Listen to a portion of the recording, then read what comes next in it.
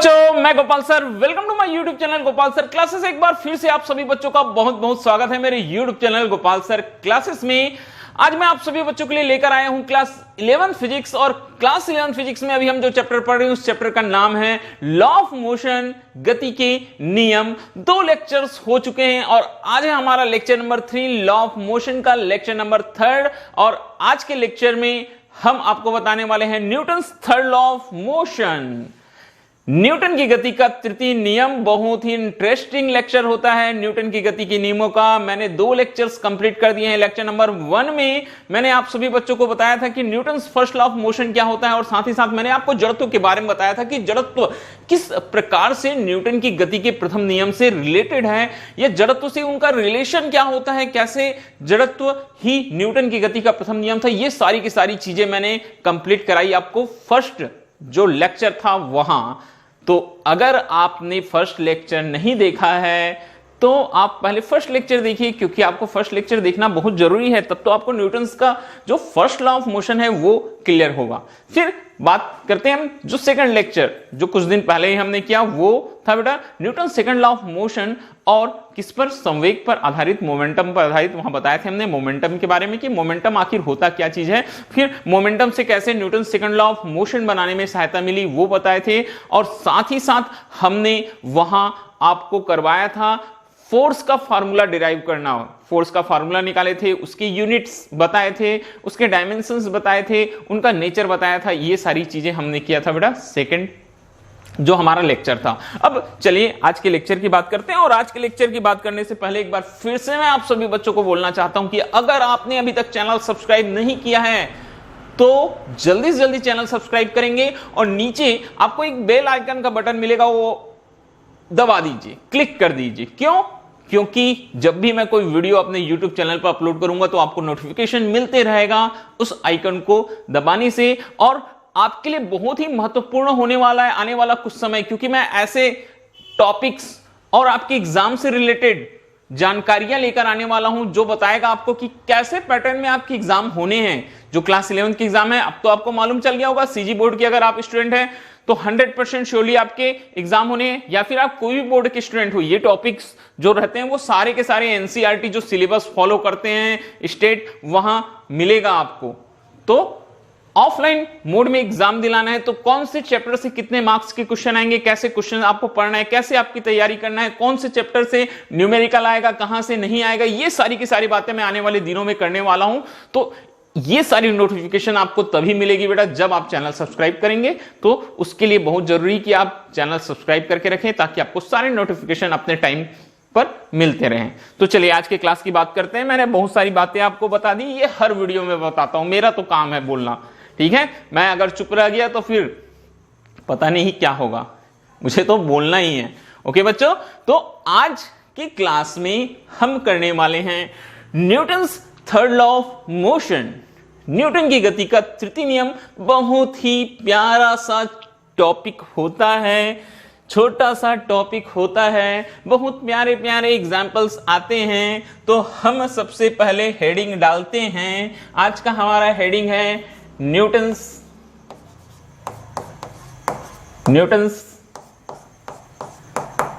Third law of motion, Newton's third law of motion, ये आज का हमारा टॉपिक है। Newton's third law of motion, Newton की गति का तृतीय नियम। और हम आपको बताते हैं कि न्यूटन की गति का तृतीय नियम होता क्या है। बोलता है कि प्रत्येक, एक मिनट, क्या बोलता है बेटा? प्रत्येक क्रिया की बराबर और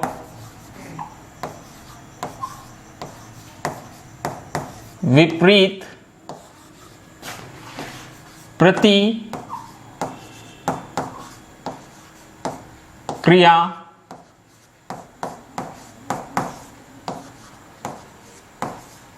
होती है, प्रत्येक क्रिया की बराबर और विपरीत प्रतिक्रिया होती है। ये होता है बेटा Newton's third law of motion, या आप इसे बोल सकते हैं, क्या बोल सकते हैं बेटा, every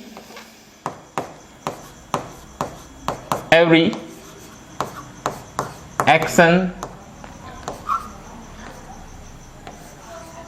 has mac equal and opposite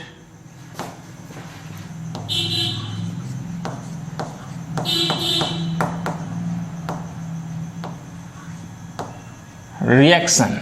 ये ठीक है, प्रत्येक क्रिया की बराबर और विपरीत प्रतिक्रिया होती है। Every action has mac equal and opposite reaction. ये होता है Newton's third law of motion. बहुत ही छोटा सा है, आपको आसानी से समझ में आ गई होगी। अब बात करते हैं कि कैसे हम प्रूव कर सकते हैं कि Newton's third law of motion सही है। प्रत्येक क्रिया के बराबर और विपरीत प्रतिक्रिया होती है, ये कैसे आप प्रूव करेंगे? प्रूव करना बहुत ही आसान है। एक हाथ से मुक्का बनाएंगे आप और सामने वाले दीवार पर खूब ताकत लगाकर मारिए, ठीक है। हो सकता है दीवार को कुछ चोट पहुंचे, दीवार इंजर्ड हो जाए, दीवार हिल जाए, दीवार की ईंटें टूट जाए, आपके बल पर निर्भर करता है, ठीक है ये। और साथ ही साथ आपको भी हो सकता है कुछ चोट पहुंचे, आपके हाथ भी इंजर्ड हो जाएं, ठीक है। कुछ ना कुछ आपके हाथों को क्या हो जाएगा बेटा, चोट पहुंचेगी, नुकसान होगा। ओके, तो ये जो चीज है, अब देखिए ध्यान से समझिए, हमने जो बल दीवार पर लगाया वो था बेटा क्रिया बल, एक्शन फोर्स, वो था क्रिया एक्शन, ठीक है। तो हमने एक्शन किया, बल कहां लगाया, दीवार पर, और दीवार के कारण से हमारे हाथों पर जो बल लगा, जिसके कारण से हमारे हाथों को चोट पहुंचती है, हमारे हाथ इंजर्ड होते हैं, वो होता है रिएक्शन, प्रतिक्रिया बल। तो यहां देखिए दो चीजों पर बल लगा, एक हमारे हाथों से दीवार पर और दीवार के द्वारा हमारे हाथों पर। तो दो अलग अलग चीजों पर बल लगा। जो दीवार पर बल लगा वो एक्शन मतलब क्रिया बल, और जो हमारे हाथों पर बल लगा वो प्रतिक्रिया बल होता है। इसीलिए बोलते हैं Newton's third law of motion में प्रत्येक क्रिया के बराबर और विपरीत प्रतिक्रिया होती है। Every action has mac equal and opposite reaction. आप ये चीज हमेशा याद रखना, जो फिजिक्स के जो रूल्स हैं ये हमारी जिंदगी से भी रिलेटेड है। हम भी जब कोई भी एक्शन करते हैं, जो भी क्रिया करते हैं, जरूर उसका कोई ना कोई रिएक्शन होता ही है। ओके बच्चों, तो चलिए कुछ और तरीके से हम सीखते हैं कि क्या होता है Newton's third law of motion. तो एक डायग्राम आपको दिखाई दे रहा है, एक टेबल है, एक डेस्क है बेटा, एक टेबल है, एक डेस्क है। मैं यहां कुछ नाम दे देता हूं। इस डेस्क पर एक बुक रखी हुई है, मैं बुक को नाम दे देता हूं बेटा ए, और इस डेस्क को हम यहां नाम दे देते हैं बी, ठीक है। इस बुक को हमने नाम दे दिया ए, और जो टेबल है उसको नाम दे दिया बी। तो देखिए यहां किस तरह से बल कार्य करेगा या क्रिया बल कार्य करेगा। तो बुक जो है अपना भार कहां लगाएगा बेटा, किस पर लगाएगा, वो टेबल पर लगाएगा। तो वेट ऑफ बुक नीचे की ओर परपेंडिकुलर नीचे की ओर कार्य करेगा, ऊर्ध्वाधर नीचे की ओर कार्य करेगा। तो ये जो वेट है, ठीक है, ये जो वेट है बेटा, ये वेट क्या होगा, देखिए ये वेट W = mg। डायरेक्शन किधर है बेटा इसकी, परपेंडिकुलर डाउनवर्ड डायरेक्शन में, ऊर्ध्वाधर नीचे की ओर है। और जो टेबल बुक पर फोर्स लगाएगा वो बल होता है बेटा रिएक्शन फोर्स R। क्या होता है बेटा, रिएक्शन फोर्स R। उसकी दिशा कैसी होगी, ऊर्ध्वाधर ऊपर की ओर होगी। और ये दोनों जो हैं W और R आपस में कैसे होंगे बेटा, बराबर होंगे। इनकी डायरेक्शंस अलग अलग है, इसकी डायरेक्शंस कैसी है, अलग अलग है। ये दोनों आपस में बराबर होंगे, तो हम इसको W = -R शो कर सकते हैं, लिख सकते हैं। ओके, अब एक ये चीज हो गई। और इसके अलावा आप बोलेंगे सर और कैसे हम इसको समझा सकते हैं, तो हम इस प्रकार से भी समझा सकते हैं। जैसे मैंने दोनों को नाम दिया है, बुक को नाम दिया बेटा A, और जो टेबल है, डेस्क है, उसको नाम दिया है B, ठीक है। तो यहां हम देखते हैं सबसे पहले बुक जो है वो टेबल पर फोर्स लगा रहा है। किस पर फोर्स लगा रहा है बेटा? टेबल पर फोर्स लगा रहा है। तो ये बल किस पर लग रहा है? टेबल पर। किसके द्वारा लग रहा है? बुक के द्वारा लग रहा है। ठीक है, तो क्या बोलता है? वस्तु ए वस्तु बी पर लगाया गया बल। ठीक है, तो वस्तु ए द्वारा बी पर जो बल लगाया गया है उस बल को हम नाम देंगे बेटा FBA। क्या नाम देंगे हम इसको? FBA। ध्यान से देखते जाएंगे, आपको सारी चीजें समझ में आने वाली है। बुक जो है वो किस पर फोर्स लगा रहा है? टेबल पर। तो जिस पर फोर्स लगता है उसको पहले लिखते हैं बी पर बल लग रहा है किसके द्वारा? ए पर, तो वेक्टर FBA। ठीक है, और वैसे ही टेबल बी बुक पर क्या लगा रहा है बेटा? एक फोर्स लगा रहा है। तो अब जो बुक पर फोर्स लग रहा है वो बुक को हमने ए नाम दिया है FAB। ये दोनों आपस में कैसे होंगे बेटा? इक्वल होंगे, और डायरेक्शन अपोजिट होने के कारण साइन क्या आ जाएगा? यहां माइनस आ जाएगा। कौन सा साइन आ जाएगा बेटा? माइनस आ जाएगा। तो हम लिख सकते हैं FBA इक्वल माइनस FAB, या फिर यहां हम लिखेंगे बेटा FBA प्लस माइनस को इधर पक्षांतर कर देंगे, प्लस हो जाएगा बेटा वेक्टर FAB। दोनों बलों का योग कितना होता है? 0 में। मतलब ये दोनों एक दूसरे को क्या करते हैं बेटा? बैलेंस्ड करते हैं, एक दूसरे को क्या करते हैं? संतुलित करते हैं। ओके, तो ये होता है Newton's third law of motion. ठीक है, तो हम अगर किसी वस्तु पर जितना बल आरोपित करते हैं, प्रतिक्रिया के कारण वह वस्तु उतने ही परिमाण का बल विपरीत दिशा में हमारी ओर क्या करता है बेटा? आरोपित करता है। ये कहलाता है Newton's third law of motion. कुछ एग्जाम्पल्स हैं, उनकी सहायता से हम बहुत अच्छे से समझ सकते हैं क्या होता है। तो चलिए देखते हैं, कुछ हमारे पास में बहुत अच्छे एग्जाम्पल्स मैंने यहां लेके रखा हुआ है। सबसे पहला हमारे पास जो एग्जाम्पल है, देखिए इधर डायग्राम में आपको समझ में आते जाएगा बेटा। बंदूक से गोली दागने पर चलाने वाले व्यक्ति को पीछे की ओर धक्का लगता है, बोलता है। सबसे पहला एग्जाम्पल मैं लेके चलता हूं। अगर कोई व्यक्ति बंदूक से गोली चलाता है तो क्या होता है? बंदूक से चली गोली या बंदूक से दागी गई गोली आगे की ओर जाती है। किधर जाती है बेटा? आगे की ओर। बंदूक में क्या रहता है? बारूद भरा हुआ रहता है। बंदूक में क्या रहता है बेटा? बारूद भरा हुआ रहता है। तो गोली तो चली जाती है विस्फोट होते हुए आगे की ओर, मगर वो बारूद के विस्फोट के कारण एक प्रतिक्रिया बल लगता है, जिससे बंदूक किधर हटती है? पीछे की ओर। इसलिए बंदूक चलाने वाले व्यक्ति को एक धक्का लगता है जैसे ही वो फायर करेगा। ठीक है, जैसे ही वो गन से फायर करेगा, वो एक बल का अनुभव करेगा और किधर जाएगा बेटा? पीछे की ओर जाएगा। किधर चला जाएगा? वो पीछे की ओर चला जाएगा। तो बंदूक से गोली दागने वाले व्यक्ति को पीछे की ओर क्या लगता है? एक धक्का लगता है। ये चीज हमको पता चलता है। और ये धक्का क्यों लगा? क्योंकि जो बंदूक द्वारा गोली दागी गई, क्रिया बल के कारण बंदूक से चली गोली आगे निकल गई, और प्रतिक्रिया के कारण बंदूक किधर आ गई बेटा? पीछे की ओर। तो यहां से हम Newton's third law of motion को समझ सकते हैं। वैसे ही सेम तैरते समय एक व्यक्ति अपने हाथों से पानी को पीछे की ओर क्या करता है? बोलता है धकेलता है। कोई व्यक्ति अगर स्विमिंग कर रहा है, तैर रहा है, तो पानी को, अगर आपको तैरना आता है तो आपको बहुत अच्छे से मालूम होगा, नहीं आता है उनके लिए मैं बता देता हूं। जब भी हम तैरते हैं अपने हाथों से पानी को किधर करते हैं बेटा? पीछे की ओर पीछे की ओर धक्का मारते हैं। इससे क्या होता है? हमारा शरीर आगे जाता है। ठीक है, हमारा शरीर आगे जाता है और पानी किधर जाता है? पीछे जाता है। तो ये भी न्यूटन के जो थर्ड लॉ ऑफ मोशन है उसका एक बहुत ही अच्छा एग्जाम्पल हो सकता है। और इसी सिद्धांत पर नाव भी कार्य करता है। देखेंगे नाव में जो चप्पू रहते हैं, चप्पू से पानी को किधर ढकेला जाता है? पीछे की ओर धक्का मारा जाता है, और जो नाव रहती है वो किधर बढ़ती है? आगे की ओर बढ़ने लगती है। ओके, तो ये होता है Newton's third law of motion के कुछ एग्जाम्पल्स। और भी एग्जाम्पल्स मैंने लेके रखे हुए हैं, आपको मैं एक एक करके यहां बताते चलता हूं बेटा। देखिए, चलते या दौड़ते समय कोई व्यक्ति अपने पैरों को तिरछा करके जमीन को दबाता है, बोलता है। चलते या दौड़ते समय कोई व्यक्ति अपने पैर को तिरछा करके जमीन से दबाता है। क्यों? दिखाई दे रहा है, एक रनर है, एक प्लेयर है बेटा, एक खिलाड़ी है।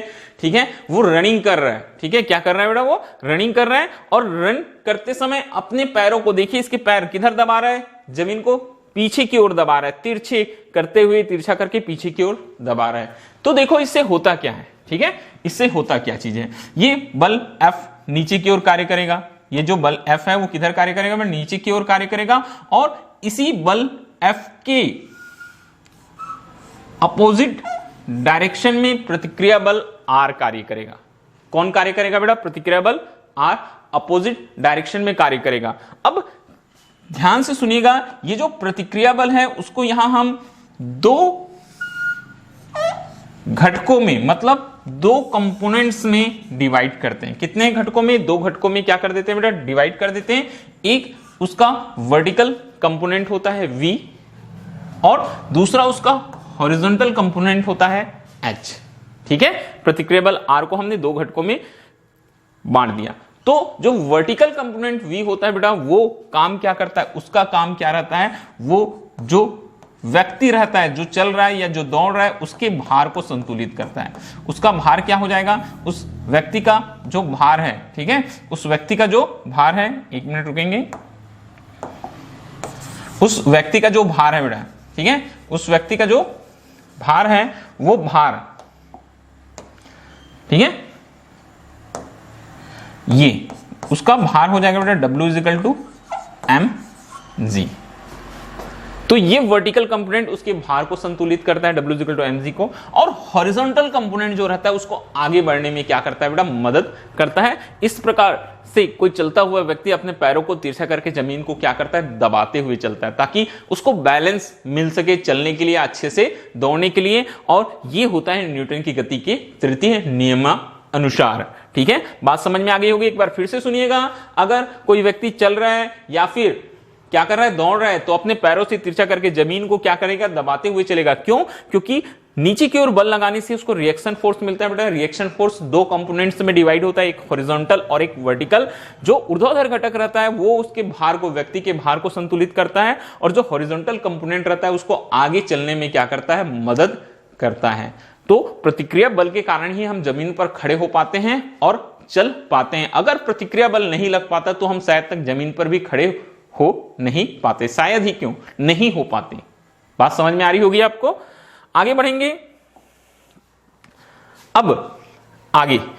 इसीलिए एग्जाम्स में ये भी क्वेश्चंस आते हैं, क्या रेतीली जमीन, ठीक है, हमारे पास में एग्जाम में ये क्वेश्चन पूछा जाता है बेटा, क्या रेतीली जमीन या बर्फ पर चल पाना कठिन होता है या क्यों कठिन होता है? रेतीली जमीन या बर्फ पर चल पाना क्यों कठिन होता है? ऐसा क्या रीजन होता है जिसके कारण से हम रेतीली जमीन, जो सैंड वाली जमीन है, जैसे राजस्थान में पाई जाती है या रेगिस्तान में पाई जाती है वो, या बर्फ वाली जगह जैसे कश्मीर में पाई जाती है, उन पर चल पाने में हमको कठिनाई होती? क्यों कठिनाई होती है? क्योंकि जब हम रेत या बर्फ पर चलते हैं तो हमारे पैर उस पर प्रतिक्रिया बल नहीं ले पाते हैं, अच्छे से उस पर बल आरोपित नहीं कर पाते हैं, और बल आरोपित नहीं कर पाते हैं तो अच्छे से प्रतिक्रिया बल भी उनको मिल नहीं पाता है। अब प्रतिक्रिया बल नहीं मिल पा रहा है तो सीधा सा बात है बेटा, बहुत ही स्पष्ट सा आंसर होगा, प्रतिक्रिया बल नहीं मिल पाने के कारण से हम रेतीली जमीन पर या बर्फ पर चल नहीं पाते हैं। तो ये कुछ एग्जाम्पल्स हैं जो आपको हमेशा याद रखना है बेटा। आगे हम बढ़ते हैं। आज के क्लास में बहुत ही, मैंने पहले बता दिया था कि बहुत ही छोटा सा सिंपल सा क्लास करने वाला हूं आज मैं। आज का जो हमारा लास्ट टॉपिक है वहां आ गया बेटा, मैं टॉपिक में आ गया। चलिए, घोड़ा गाड़ी। जैसे आदमी जब चलता है, अभी मैंने जो बताया एग्जांपल, ठीक है, तो अपने पैरों को क्या करता है बेटा? जमीन को तिरछा दबाता है। वैसा ही घोड़ा गाड़ी को खींचते समय पृथ्वी को अपने खुरों से दबाता है। हॉर्स कॉर्ड प्रॉब्लम बहुत ही इंपॉर्टेंट टॉपिक होता है कॉम्पिटिटिव एग्जाम के दृष्टिकोण से। अगर देखा जाए तो घोड़ा गाड़ी का जो समस्या है इसको बोलते हैं बेटा हॉर्स कॉर्ड प्रॉब्लम। कार्ट क्या है? ये जो गाड़ी है, गाड़ी को क्या बोलते हैं बेटा? कार्ट बोलते हैं। और ये है हॉर्स, जो गाड़ी को क्या कर रहा है? खींच रहा है। तो यहां हमको इस घोड़ा गाड़ी की गति, मतलब उसके त्वरण के लिए व्यंजक भी देखना है और बताना है कि किस प्रकार से ये घोड़ा जो रहता है गाड़ी को आगे की ओर खींचता है। तो चलिए हम स्टार्ट करते हैं यहां से। तो देखिए फिर से एक बार,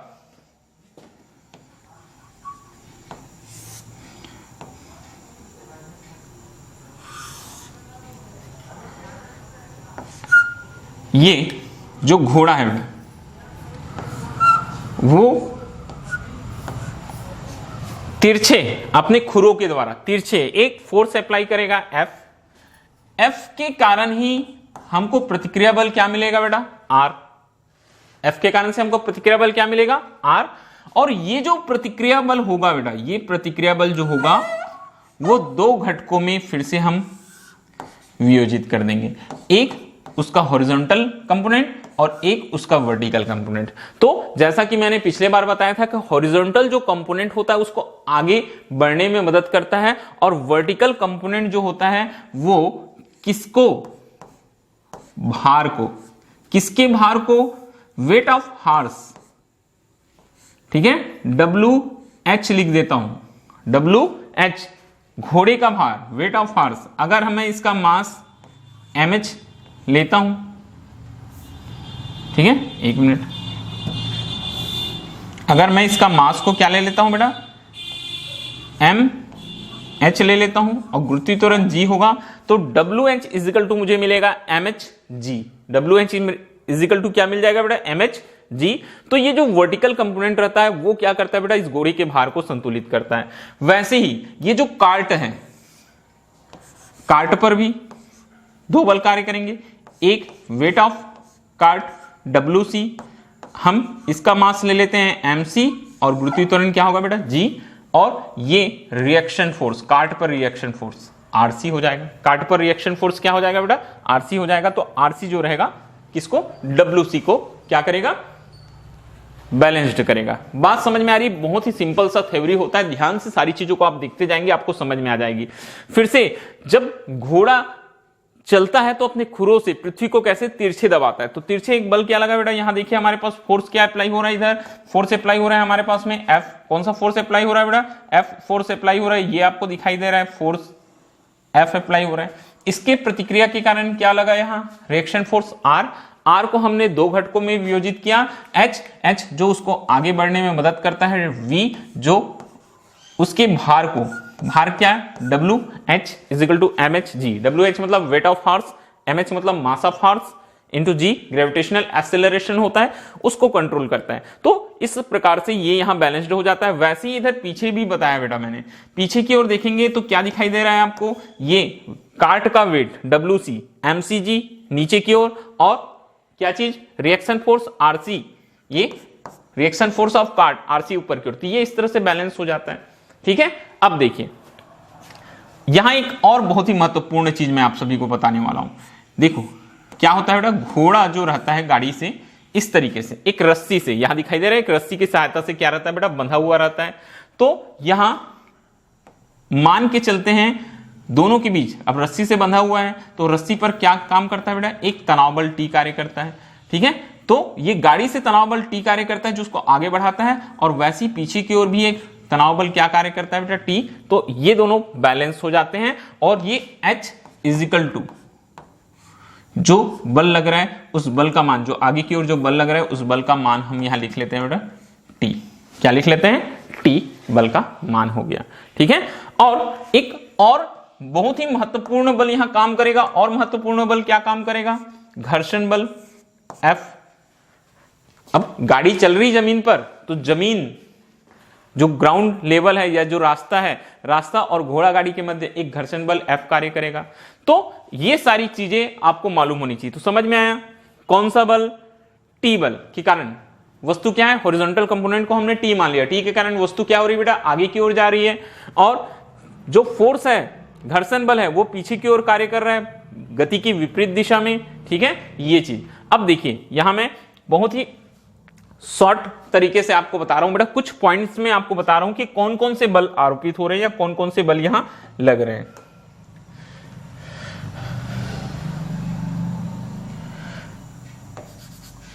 हम देखेंगे घोड़ा गाड़ी की गति के दौरान लगने वाले बल, ठीक है। सबसे पहला पॉइंट, वही चीजें मैं रिपीट कर रहा हूं सबसे पहले, ठीक है। गाड़ी का भार, weight of cart, weight of cart किसके द्वारा संतुलित हुआ, reaction of cart, WC equal हो गया बेटा RC। ये सबसे पहला चीज। सेकंड, ठीक है, जो हमारे पास में सेकंड पॉइंट आएगा, ठीक है, मान के चलते हैं T बल से खींच रहे हैं, तो इसके रिएक्शन के कारण टी बल लगा बेटा, तो टी को बैलेंस कर दिया। टी किसको बैलेंस कर दिया बेटा? टी को बैलेंस कर दिया। थर्ड नंबर में बोलता है आगे बढ़ते समय, ठीक है, आगे बढ़ते समय क्या लग रहा है यहां हमको क्या मिल रहा है बेटा? रिएक्शन फोर्स मिल रहा है। तो रिएक्शन फोर्स को हमने दो कंपोनेंट्स में डिवाइड किया है। V जो है, ठीक है, वो जो हॉर्स का वेट है उसको क्या करता है बेटा? बैलेंस करता है, और जो H है वो आगे बढ़ने के लिए जो बल लग रहा है वो T के बराबर होता है। तो ये तीन चीजें आप याद रखना। क्या वेट ऑफ कार्ड इक्वल होता है रिएक्शन ऑफ कार्ड के, बैलेंस हो जाता है। ये दोनों के बीच में एक बल कार्य करता है जो घोड़ा गाड़ी को आगे बढ़ाने के लिए, वो है टेंशन, तनाव। तो T इक्वल T हो जाता है, ये दोनों एक दूसरे को बैलेंस कर लेते हैं बेटा। फिर R जो है रिएक्शन फोर्स जो लगता है वो दो घटकों में वियोजित होता है। वर्टिकल कंपोनेंट जो रहता है वो घोड़े के भार को संतुलित करता है, और जो बल आगे की ओर लग रहा है वो बल होता है बेटा T, ठीक है, जो हमारे हॉरिजॉन्टल कंपोनेंट है। कौन सा बल है बेटा? हमारे जो हॉरिजॉन्टल कंपोनेंट है H इक्वल T, ये आगे की ओर काम करता है, ठीक है। या फिर आप यहां T को मत मेंशन करो, H बस। तो अब कंडीशन ध्यान से देखना ना, यदि घोड़ा गाड़ी आगे बढ़ना चाहे तो यहां एक कंडीशन होता है बेटा, ये जो H हॉरिजॉन्टल फोर्स का मान है वो फ्रिक्शन फोर्स से अधिक होना चाहिए बोलता है। जब हॉरिजॉन्टल फोर्स का मान फ्रिक्शन फोर्स से क्या होगा बेटा? अधिक होगा, तभी घोड़ा गाड़ी क्या हो जाएगा? आगे की ओर बढ़ने लगेगा, ठीक है। इसलिए कुल बल जो घोड़ा गाड़ी पर कार्य कर रहे हैं वो कुल बल आगे की ओर H, और अपोजिट डायरेक्शन में घर्षण बल F, तो H माइनस F, कुल बल बराबर क्या हो गया बेटा? H minus F। अतः हम यहां फार्मूला लिखेंगे बेटा, कुल बल H माइनस क्या हो गया हमारे पास में F इजिकल टू बल बराबर क्या होता है? द्रव्यमान गुना त्वरण। तो यहां दो द्रव्यमान है, घोड़े का और एक कार्ट का। तो द्रव्यमान क्या हो जाएगा? कार्ट का द्रव्यमान mc, घोड़े का द्रव्यमान mh, और त्वरण मान के चलते हैं कि ये पूरा घोड़ा गाड़ी ए त्वरण से चल रहा है। तो H minus F is equal to mc plus mh into A का वैल्यू हम यहां से फाइंड कर सकते हैं। H माइनस F यहां डिवाइड कर देंगे बेटा, mc प्लस mh। तो ये हमारे पास में घोड़ा गाड़ी की गति के लिए या घोड़ा गाड़ी के त्वरण के लिए क्या निकल आएगा बेटा? फार्मूला निकल आएगा इस प्रकार से। फिर से एक बार समझिएगा, बहुत ही सिंपल सा फार्मूला होता है हॉर्स कार्ट प्रॉब्लम। अगर आप भविष्य में कोई भी कॉम्पिटिटिव एग्जाम की तैयारी कर रहे हैं तो ये फार्मूला आपको याद रहना बहुत ही जरूरी है, बहुत ही इंपॉर्टेंट होता है बेटा। मैंने आपको सारी चीजें बताया, घोड़ा गाड़ी की गति के दौरान लगने वाला बल। सबसे पहले जो वेट ऑफ कार्ट है बेटा, जो घोड़ा गाड़ी जो गाड़ी लगा हुआ है उसका जो वजन है वो प्रतिक्रिया बल RC से संतुलित होगा। तो WC is equal to RC हो गया। दूसरा, ये दोनों को कुछ ना कुछ माध्यम से किसी न किसी रस्सी से बांधा जाएगा ना, तब तो दोनों में आपस में कांटेक्ट होगा। तो ये एक तनाव बल लगाता है, जिसके रिएक्शन से भी एक तनाव बल लगता है बेटा। तो ये दोनों एक दूसरे को क्या कर देते हैं? यहाँ बैलेंस्ड कर देते हैं। फिर जब घोड़ा आगे बढ़ना चाहता है तो अपने खुरों से एक बल लगाता है। कौन सा बल लगाता है? वो बल F आरोपित कर रहा था, ये बल F आरोपित कर रहा था, प्रतिक्रिया के कारण R बल मिला। R दो घटकों में वियोजित होता है। तो जो उसका ऊर्ध्वाधर घटक V रहता है, जो वर्टिकल कंपोनेंट रहता है, वो घोड़े के भार WH को क्या कर देता है?